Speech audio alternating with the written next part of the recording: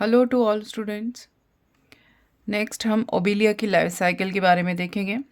तो उसके life cycle के बारे में जानने के पहले उसके बारे में इंट्रोडक्शन, उसका क्लासिफिकेशन, उसकी हिस्टोलॉजी सब देखते हैं। तो ओबेलिया जो है वो सिलेंट्रेटा फाइलम से बिलोंग करता है। क्लास हाइड्रोजोआ, ऑर्डर हाइड्रोइडी या हाइड्रोइडा, सब ऑर्डर है लेप्टोमेड्यूसी, फैमिली है यूकॉपिडी, जिनस ओबेलिया और स्पीशीज़ है जेनिक्यूलेटा। तो ओबेलिया जेनिक्यूलेटा के बारे में हम पढ़ेंगे। ओबेलिया क्या है? It is a typical sedentary marine colonial hydroid having cosmopolitan distribution, occurs as asexual and sexual form. The asexual form is prominent branched hydroid colony found attached to rocks, stones, shells and animals, wooden piling like laminaria.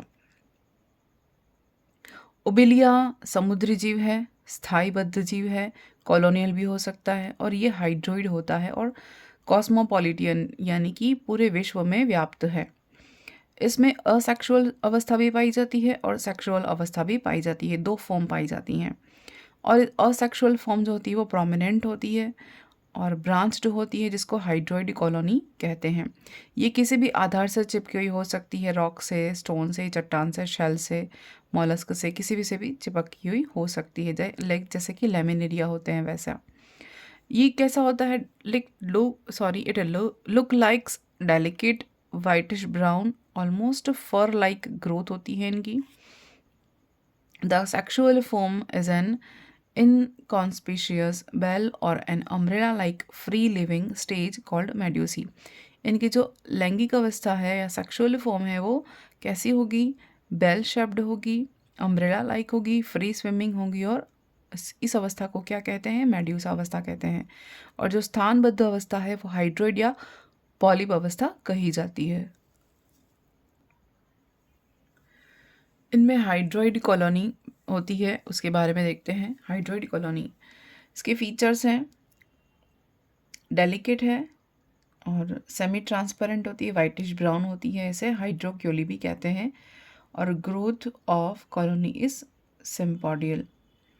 The Obelia colony is dimorphic exhibiting two types of zooids. When blastostyle develop saucer shaped bodies called medusae, the colony become trimorphic।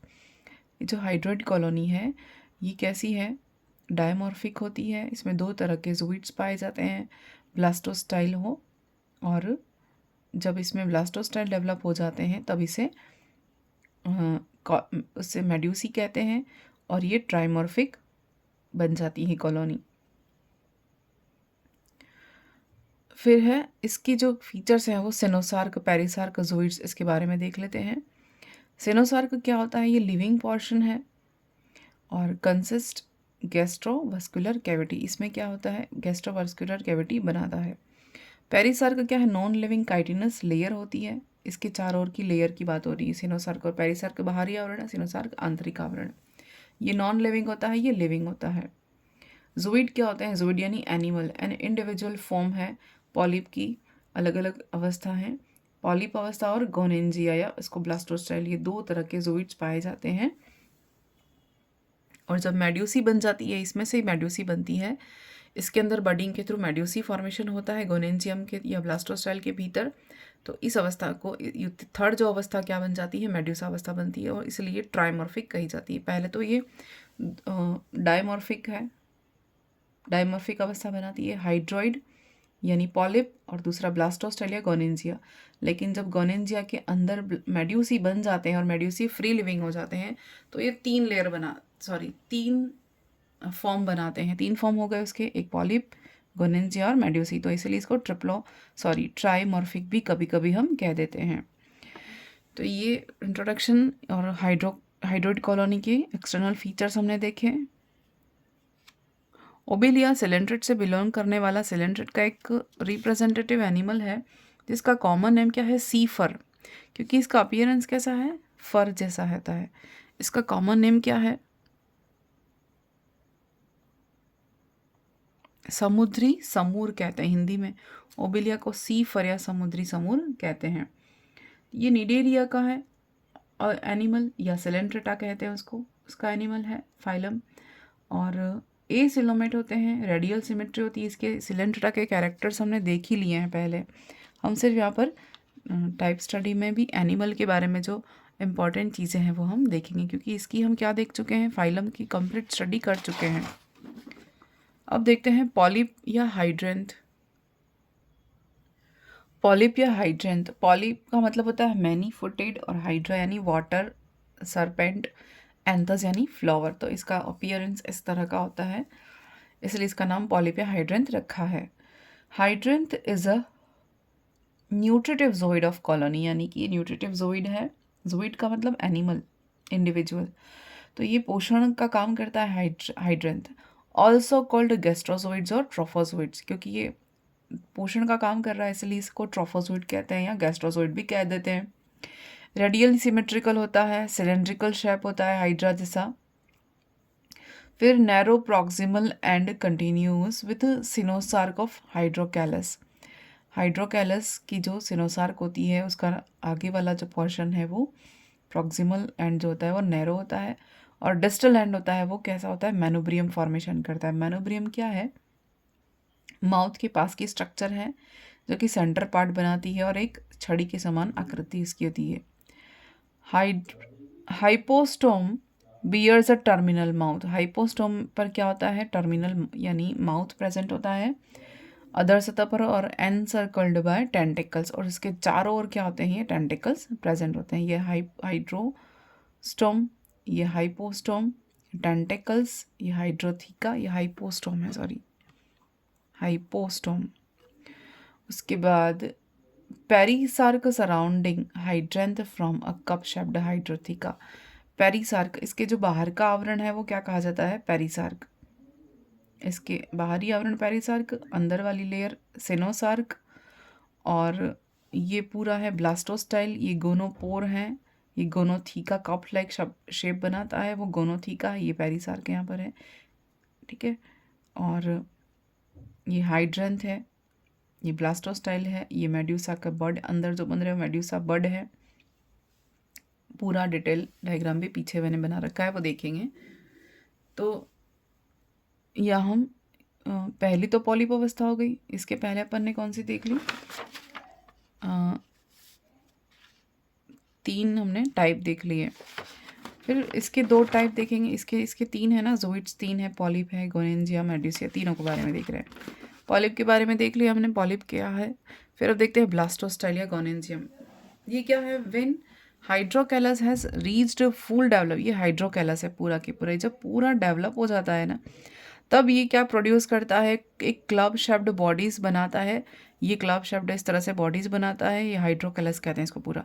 ये जो body बनाएगा ना इस shape की, इसको हम कहेंगे gonopore, या इस कंप्लीट बॉडी को कहेंगे गोनेंजियम कहेंगे।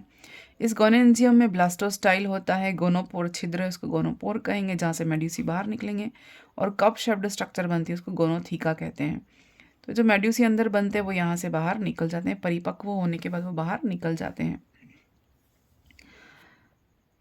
ब्लास्टोस्टाइल, ब्लास्टोजोइड्स कहते हैं, और गोनोजोइड्स, ये कुछ भी कह सकते हैं तीनों में से। The blastostyle bilateral asexual budding produce, और ये ब्लास्टोस्टाइल कैसे बना है, ये ब्लास्टोस्टाइल बडिंग प्रोसेस के थ्रू बना है, जो कि असेक्सुअल प्रोसेस है। सेक्सुअल इंडिविजुअल्स कॉल्ड मेड्यूसी और गोनोफोर। इस असेक्सुअल बॉडी के अंदर क्या बन रहा है, सेक्सुअल मेड्यूसी का फॉर्मेशन हो रहा है।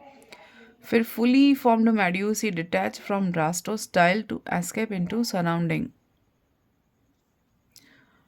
Into surrounding water through an aperture, the gonopore. इस अपर्चर को क्या कहते हैं, गोनोपोर, जहाँ से क्या ये फुली फॉर्म्ड जो मेड्यूसी जो मैच्योर हो जाते हैं वो डिटैच हो जाता है ब्लास्टोस्टाइल से, और कहाँ निकल जाते हैं, बाहर की ओर एस्केप हो जाते हैं, पानी में निकल जाते हैं, फ्री हो जाते हैं। कहाँ से, गोनोपोर एक छिद्र होता है जहाँ से बाहर की ओर निकल जाते हैं।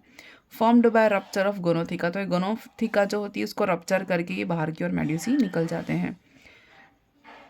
और gonotheca together with blastostyle in gonopore और medusae referred to as the gonangium. Gonotheca together with blastostyle and gonopore और मेड्यूसी, ये सब मिलकर क्या बनाते हैं, गोनेंजियम बनाते हैं। यहाँ पर मैंने ये गोनोपोर बनाया है, गोनेंजियम सॉरी, ये पॉलिप अवस्था है और ये गोनेंजियम की अवस्था है। ये एक जो यहाँ से अलग करके यहाँ पर मेंशन किया है, गोनोपोर जहाँ से मेड्यूसी बाहर निकलते हैं, इसको गोनोथिका कहते हैं। ये मेड्यूसी फॉर्मेशन हो रहे हैं, ये बडिंग प्रोसेस की, ये जो बनता है वो बडिंग प्रोसेस के थ्रू बनता है और इसके अंदर मेड्यूसी बनते हैं।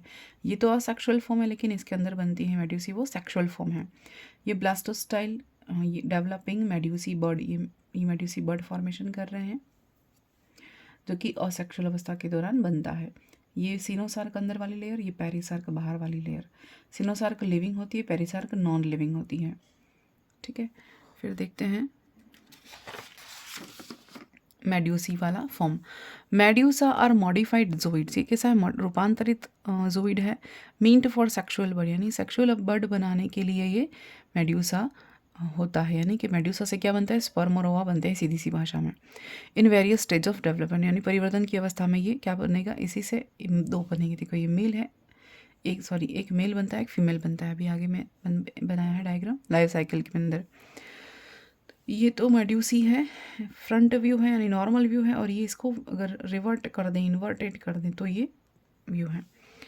यहाँ क्या लिखा है, can be seen on blastostyle, blastostyle के अंदर देख सकते हैं।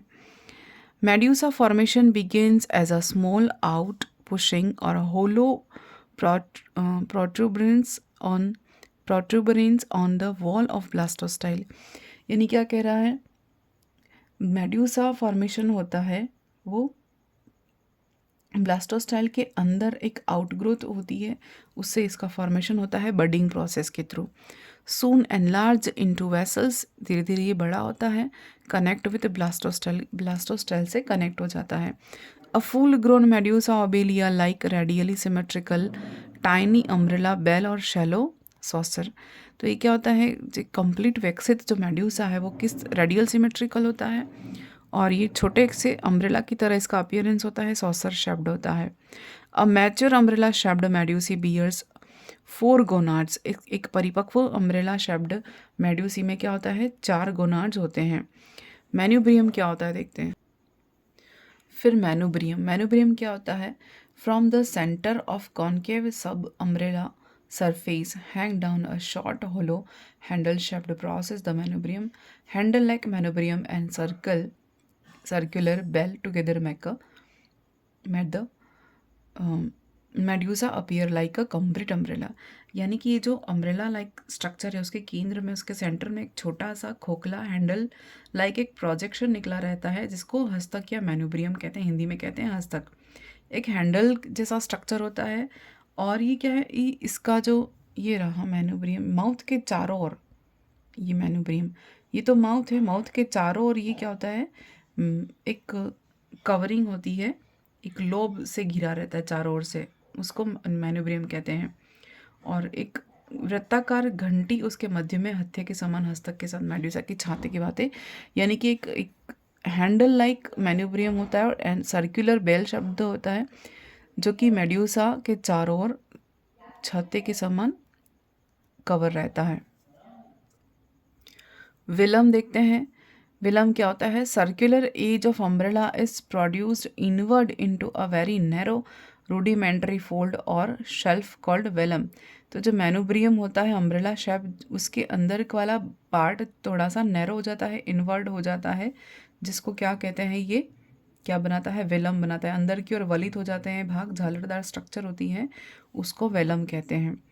टेंटिकल्स सभी को पता है, स्पर्शक जो होते हैं, ये अम्ब्रेला की शेप अम्ब्रेला शेप की मार्जिन के ऊपर इस तरह से रिम और मार्जिन बियर होती हैं, या टेंटिकल्स इसे लगे रहते हैं, बहुत सारे होते हैं, न्यूमरस होते हैं।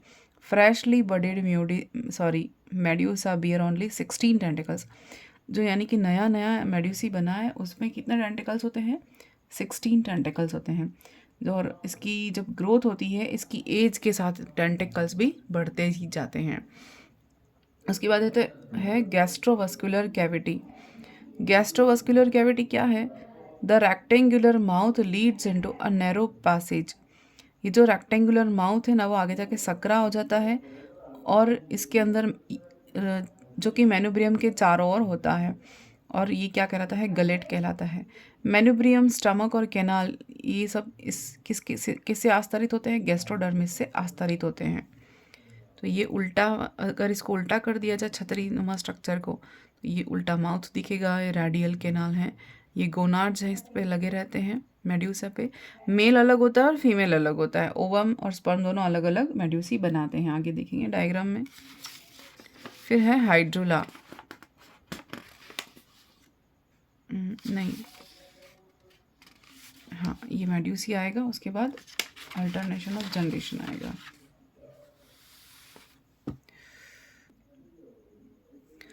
Medusa reproduce exclusively by sexual method. अब इससे क्या होता है, ओवा और स्पर्म का यहाँ पर फॉर्मेशन होता है।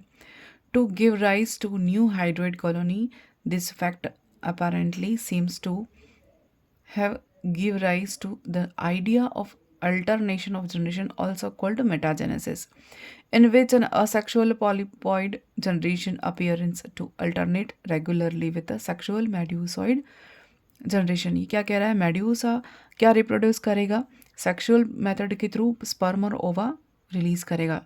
जो मेल है वो स्पर्म रिलीज करेगा और फीमेल है वो ओवा रिलीज करेगा, दोनों अलग अलग होते हैं। फिर इसी को क्या कहते हैं, एक बार तो इन्हीं जो स्पर्म और ओवा है इनके फॉर्मेशन से क्या होता है, स्पर्म और ओवा बनने के बाद जब इनकी जाइगोट बनता है, जाइगोट बनने के बाद जैसे कि ये मेल है ये फीमेल है, ये स्पर्म रिलीज करेंगे, ये ओवा रिलीज करेंगे, इनके फर्टिलाइजेशन से क्या बनता है, जाइगोट बनेगा। तो ये जो जाइगोट बनने के बाद larva stage I, larva stage के बाद ये क्लीवेज हो रहा है, क्लीवेज के बाद लार्वा स्टेज आई, लार्वा जब ये सेडिमेंट हो जाएगा सबस्ट्रेट से या चिपक जाएगा, अटैच हो जाएगा, तब ये क्या बनाए, ये एक सेसाइल हाइड्रोइड कॉलोनी बनाएगा। तो ये इसकी लाइफ साइकिल है, फिर देखेंगे अभी।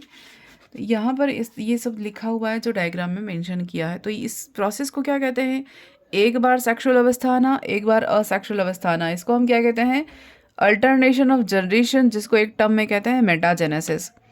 तो ओबेलिया के अंदर क्या होता है, medusoid phase does not represent a true haploid sexual generation. तो ओबेलिया के अंदर जो मेड्यूसी फेज है वो सत्य अलैंगिक अवस्था नहीं दर्शाती, इसलिए इसको हम सत्य मेटाजेनेसिस नहीं कह सकते हैं या ट्रू अल्टरनेशन ऑफ जनरेशन नहीं कह सकते हैं, क्योंकि मेड्यूसी अराइज फ्रॉम ब्लास्टोस्टाइल। मेड्यूसी कहाँ से बनती है, ब्लास्टोस्टाइल से बनती है। मेड्यूसी कहाँ से बन रही है, ये जो मेड्यूसा बन रहे हैं वो बनते कहाँ से, ये ब्लास्टोस्टाइल के अंदर से बनते हैं। ये तो पॉलिप अवस्था है और इस पॉलिप अवस्था से स्पर्म और ओवा बने, यानी कि ये मेड्यूसी बने, मेड्यूसी से ये बना, ये यहाँ से क्लीवेज होते हुए लार्वा बना, लार्वा ये सेडिमेंट हो गया, यंग पॉलिप बना, इससे फिर ये एडल्ट पॉलिप बन जाएगा। तो ये तो सेसाइल अवस्था है और ये फ्री लिविंग अवस्था, ये स्वतंत्र प्लावी अवस्था है।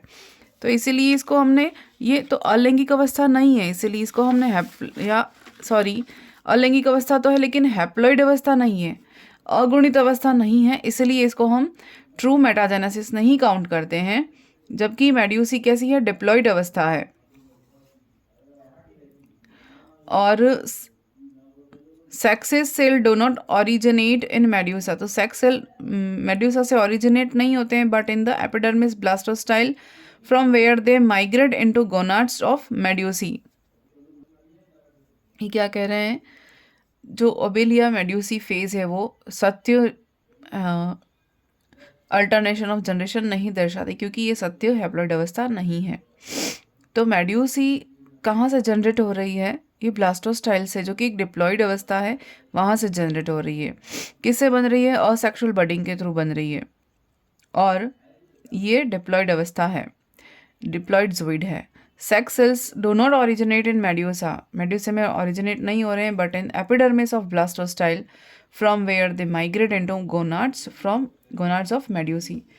तो ये क्या हो रहा है, ये तो पॉलिप है, ये स्थायी है, इसके ऊपर ये ब्लास्टोस्टाइल या गोनेंजियम फॉर्मेशन हो रहा है। इस गोनेंजियम से क्या हो रहा है, यहाँ पर अंदर मेड्यूसी बन रहे हैं। ये तो असेक्सुअल अवस्था है, इसमें ये बडिंग के प्रोसेस के थ्रू ये मेड्यूसी बन रहे हैं, असेक्सुअल बडिंग के थ्रू।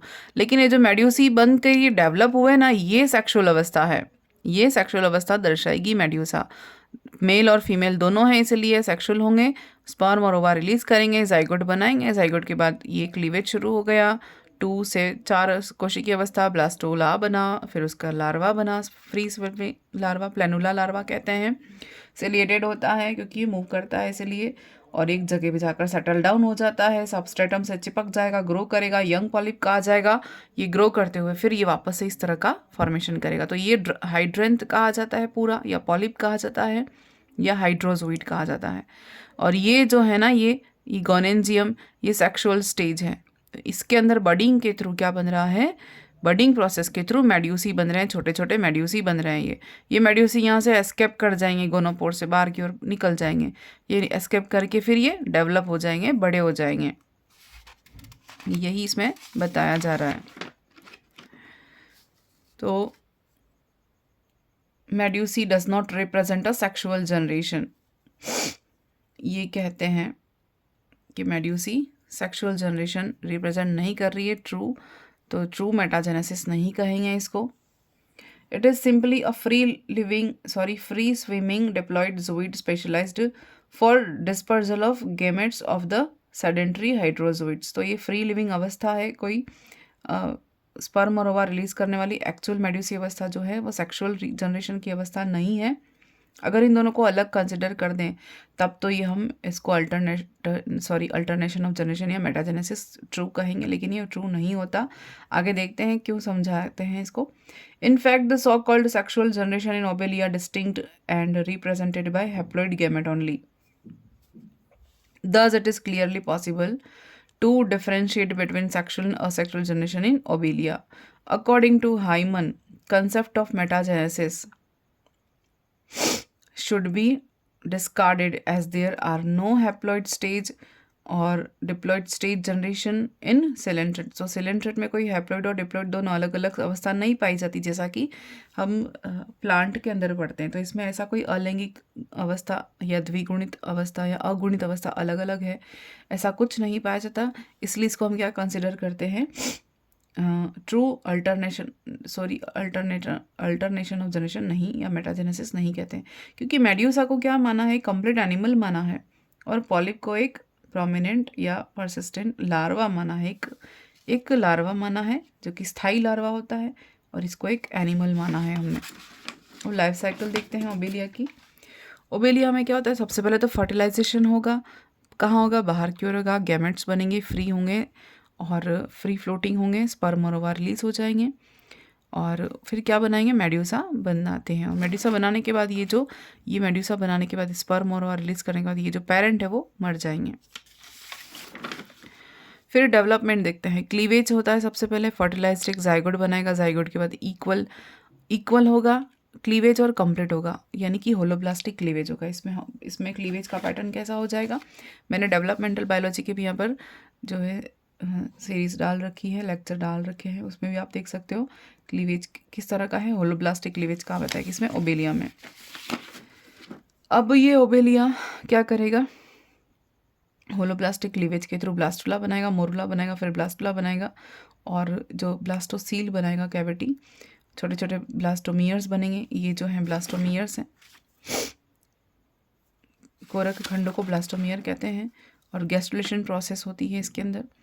और इसके बाद ये फर्स्ट जो इनर सेल मास होता है उस ब्लास्टोमियर का, है ना, वो तो क्या बनाएगा, हाँ, कौन सी प्रोसेस के थ्रू होगा, डेलेमिनेशन या डीलेमिनेशन की प्रोसेस के थ्रू। डीलेमिनेशन की प्रोसेस मैंने डेवलपमेंटल बायोलॉजी पढ़ाया है, उसमें बता रखा है कि डीलेमिनेशन क्या है। फिर दूसरी जो प्रोसेस है वो cell detach from one pole, ingression method के थ्रू, यानी ये एपिबॉली और एम्बोली की मेथड्स हैं, जिस प्रोसेस के थ्रू इनमें गैस्ट्रुलेशन होता है और एक्टोडर्मल, मेसोडर्म और एंडोडर्म का इनकी लेयर बन जाती है, जिनसे ऑर्गन फॉर्मेशन होता है। तो इंग्रेशन प्रोसेस के थ्रू या एम्बोली की प्रोसेस है ये, इसके थ्रू ये जो सेल्स हैं या ब्लास्टोमियर है वो माइग्रेट करते हैं और अपनी अवस्था प्राप्त कर लेते हैं, ब्लास्टोसेल को फील कर लेते हैं। अब है एम्ब्रियो बिकम सॉलिड गैस्ट्रुला। अब एम्ब्रियो जो होता है वो क्या बन जाता है, एक सॉलिड गैस्ट्रुला बन जाता है। उसके अंदर क्या नहीं पाया गया, ब्लास्टोसेल नहीं पाया गया। तो ऐसा एम्ब्रियो जिसके अंदर ब्लास्टोमियर पूरे भरे हुए हैं अच्छे से, उसमें कैविटी है ही नहीं, यानी ब्लास्टोसील के लिए कोई स्थान नहीं है, तो ऐसी ब्लास्टुला अवस्था क्या कही जाएगी? स्टीरियोब्लास्टुला कहा जाएगा, जिसमें कि कैविटी है ही नहीं। इसके बाहर की लेयर एक्टोडर्म बनाएगी और अंदर की लेयर एंडोडर्म बनाएगी। कौन सी प्रोसेस के थ्रू बनाती है? एपिबॉली एम्बोली के थ्रू बनाती है, जो मैंने समझा रखा है डेवलपमेंटल बायोलॉजी के अंदर, या एम्ब्रियोलॉजी की जो सीरीज है वो सारे लेक्चर मैंने डाल रखे हैं। फिर इसके बाद क्या बनता है? ये क्लीवेज के बाद लार्वा बनेगा। कौन सा? प्लैनुला लार्वा बनेगा। गैस्ट्रुलेशन के प्रोसेस के थ्रू ये लार्वा एनलार्ज हो जाएगा, गैस्ट्रुला सिलिएटेड हो जाएगा, फ्री स्विमिंग हो जाएगा और एक लार्वा बनाएगा जो कि planula larva, most important larva है, पूछा जाता है। फिर anterior end of planula is broader then, आगे का भाग चौड़ा होगा और पीछे का भाग थोड़ा सकरा होगा। एंटीरियर भाग चौड़ा आगे का और पीछे का सकरा। जल्दी से शीघ्र ही क्या हो जाता है? इसमें मेसोडर्म के स्प्लिट होने से एंडोडर्म का फॉर्मेशन हो जाता है, कैविटी बन जाती है, एंटेरोन कैविटी। और ये प्लैनुला लार्वा अब क्या बनेगा? 2 लेयर्ड लार्वा फॉर्मेशन करेगा, 2 लेयर वाला लार्वा बन जाएगा। और इनमें आउटर सिलिया बन जाते हैं और इनर एंडोडर्म, सिलिएटेड एक्टोडर्म होती है और अंदर की ओर एंडोडर्म प्रेजेंट होती है। ये लार्वा बन गया है यहाँ पर। उसके बाद दूसरा लार्वा कौन सा है? हाइड्रुला। प्लैनुला के बाद कौन सी अवस्था आती है? हाइड्रुला अवस्था आती है। जब प्लैनुला सेटल डाउन हो जाता है, प्लैनुला का क्या हो गया? सेटल डाउन हो गया, एक जगह पे चिपक गया, तो ये कौन सी, ये कही जाएगी हाइड्रुला अवस्था कही जाएगी। जब ये चिपक जाएगा किसी सतह से तो हाइड्रुला बनाएगा, किसी भी सतह से चिपक जाएगा। फिर उसमें मेटामॉर्फोसिस होगा, लार्वा पॉलिप कैसा दिखाएगा? हाइड्रा की तरह दिखता है। ये हाइड्रुला लार्वा, इसलिए इसको हाइड्रुला कहते हैं, इसका स्ट्रक्चर हाइड्रा जैसा होता है। फिर इसमें बहुत सारे असेक्सुअल बडिंग के थ्रू ये क्या हो जाएगा? इस तरह का पॉलिप बना देगा, ये कॉलोनी बना देगा। बहुत सारी बडिंग हुई इस तरह से, बहुत सारे पॉलिप और गोनोजोइड्स बना देगा, हाइड्रेंथ बना देगा। अब ये फ्री स्विमिंग लार्वा जो है मेड्यूसी और लार्वा है in the life history of the fixed organisms like Obelia distinct advantage। तो यहाँ पर क्या लिखा है? occurrence of free living yes free swimming medusae and larva in the life history of a fixed organisms like Obelia, it is distinct advantage as it help in dispersal and prevent overcrowding of the species। ये क्या कह रहे हैं? Obelia के समान जो sessile या स्थानबद्ध जीव हैं, उनकी लाइफ साइकिल में फ्री लिविंग मेड्यूसी अवस्था या लार्वा का पाया जाना उनके लिए बहुत ही लाभदायक है, उनके लिए डिस्टिंक्ट एडवांटेज है। क्यों? क्योंकि इससे उनके प्रकीर्णन में सहायता मिलती है, डिस्पर्जल में सहायता मिलती है, और उनको इस जाति के अति संकुलन यानी कि स्पीशीज के ओवर क्राउडिंग को रोका जा सकता है। तो ये लार्वा अवस्था है, जो स्थायी अवस्था है ना इसकी पॉलिप ये वाली, इसको तो क्या माना है? इसको लार्वा अवस्था माना है, स्थायी लार्वा। और ये जो है वो फ्री स्विमिंग वाली अवस्था है, वो एक एनिमल ऑर्गेनिज्म माना है, जो कि अपने एक गैमेट रिलीज करने के बाद डेथ हो जाती है इनकी।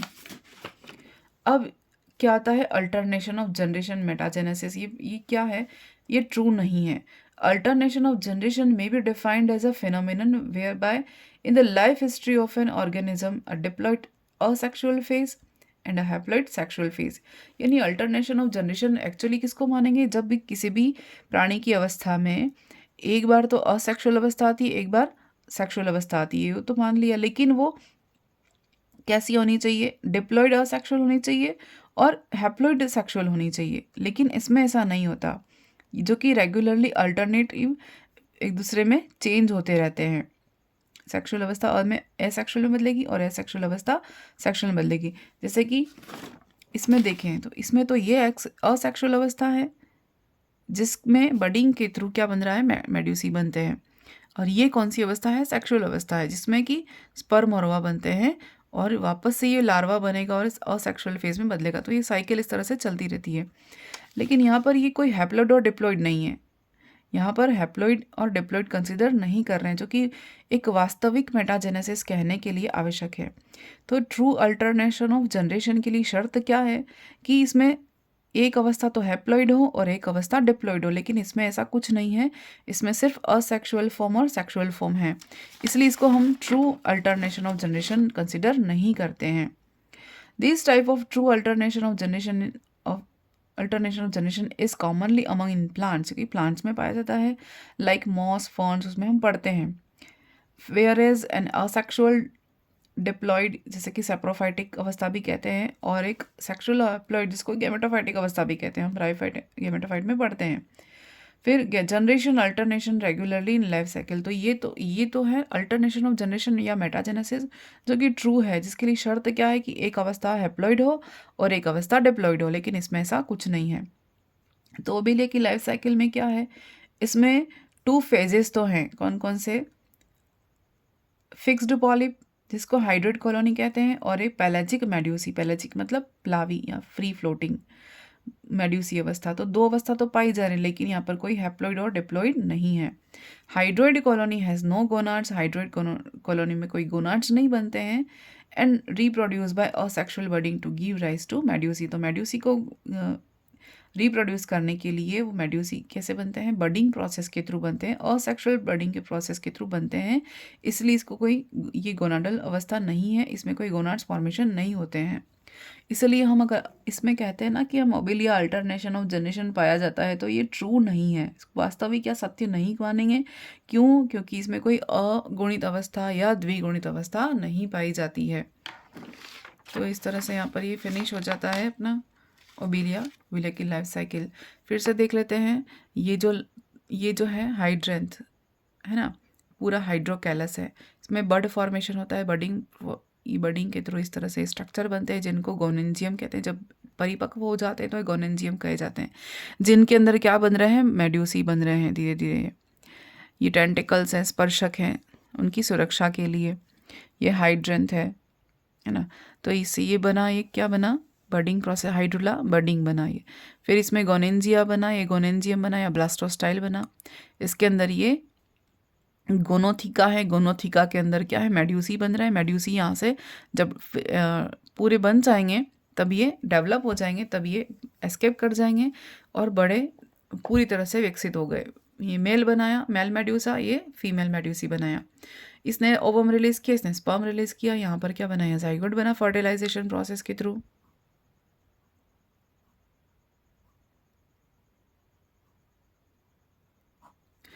और ये 2 सेल की स्टेज अवस्था बनी, 2 कोशिकीय अवस्था बनी। यहाँ फिर क्लीवेज शुरू हो गया, 4 कोशिकीय अवस्था बनी, और इस तरह से ब्लास्टुला बना। उसके अंदर ये छोटे छोटे ब्लास्टोमियर हैं।